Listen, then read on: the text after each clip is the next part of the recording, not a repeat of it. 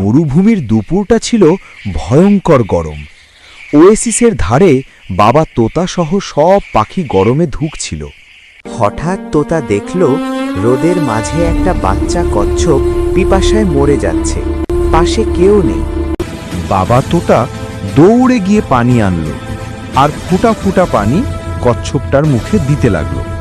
কিন্তু তখনই বিপদ। ওয়েসিসের পাহারাদার এক লোভী শেয়াল গর্জে উঠল, এই পানি আমার।